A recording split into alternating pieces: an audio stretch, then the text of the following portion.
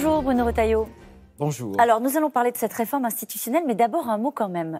Les partis politiques sont en chantier, les partenaires sociaux semblent sonner.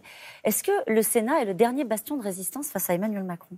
Pas du tout, non. Le Sénat fait son travail, simplement dans une démocratie.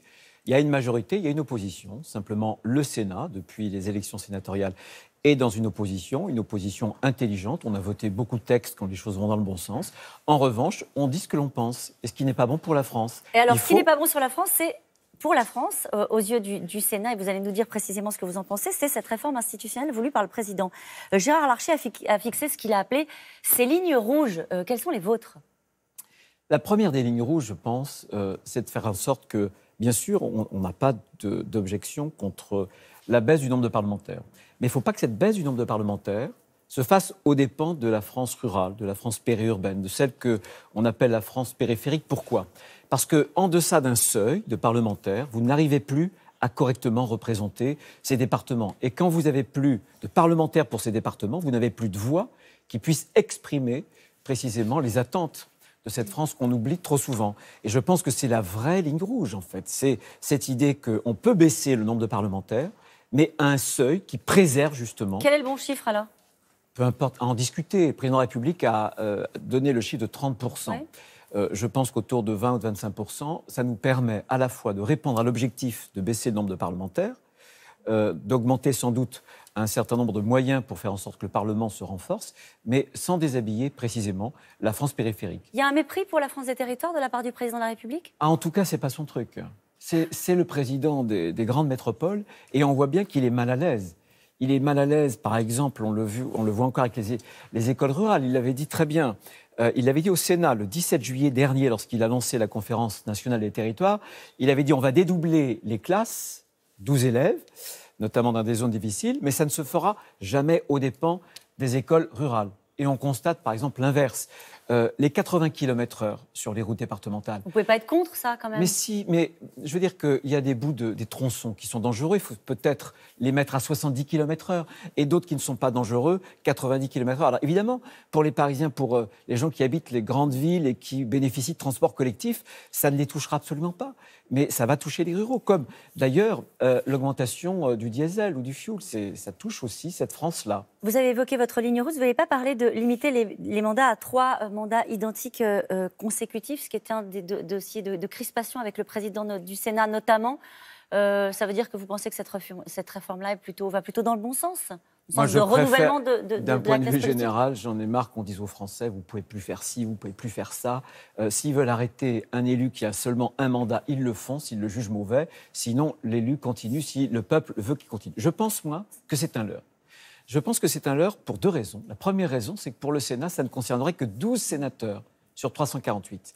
Et la deuxième raison, c'est que c'est un leurre, bien sûr, parce que c'est une réforme qui ne sera appliquée qu'à partir de 2037 ou de 2038. Ça veut dire quoi exactement ?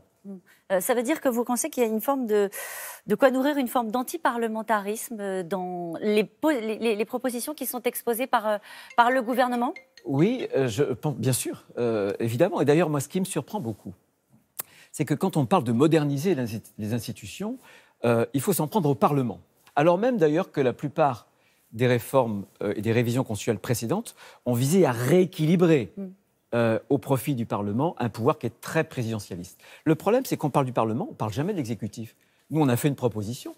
Pourquoi est-ce qu'on ne limiterait pas à 20 le nombre de ministres ? Emmanuel Macron, je l'ai entendu à la Sorbonne, voudrait limiter à 15 le nombre de commissaires européens. Donc pourquoi est-ce que, pour le gouvernement, on ne limiterait pas aussi à 20 ? Comment et puis il y a l'affaire de la proportionnelle. Alors l'affaire de la proportionnelle, on va en dire un mot, mais comment on sort de cette situation de blocage ? Pour réformer le président de la République, l'exécutif a besoin du Sénat. Comment ça se termine cette affaire ? Le Sénat est disponible, simplement il faut discuter. Le président de la République a demandé aux 2 présidents des 2 chambres, Gérard Larcher pour le Sénat et M. de Rugy pour l'Assemblée nationale, de proposer leur copie. Nous avons fait les propositions. Et on nous objecte, à peine a-t-on fait ces propositions, qu'on nous objecte l'article 11, la menace du référendum. Il faut que, alors même qu'on ne connaît même pas la copie d'Emmanuel Macron, donc il faut attendre la copie d'Emmanuel Macron, il faut qu'un dialogue s'engage, et une révision constitutionnelle, ça touche la loi fondamentale de la France et pour les Français.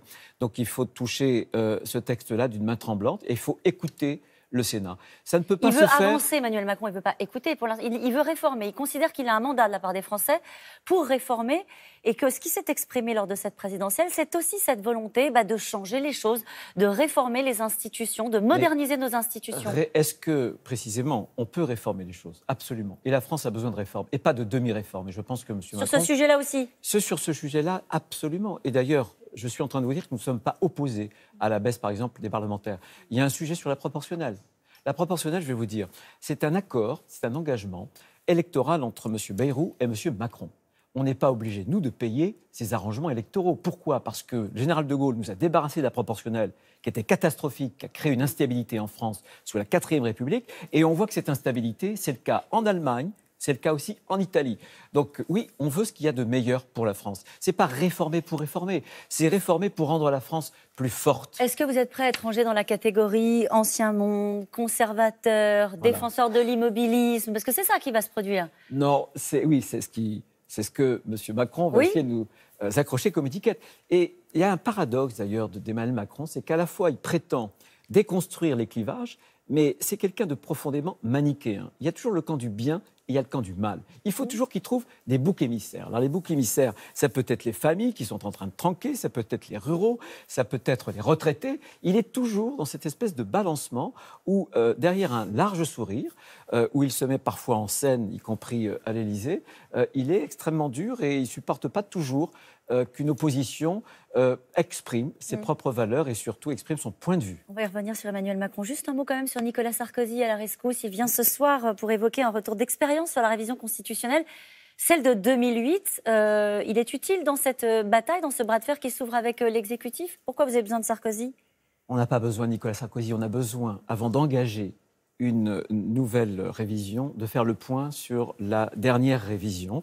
Et je pense d'ailleurs que ce qui me frappe beaucoup, et c'est tout à l'avantage de Nicolas Sarkozy, c'est que la révision qu'il avait proposée avait précisément eu pour objet de rehausser le Sénat avec l'ordre du jour, avec moins de 49.3, et pour les citoyens français.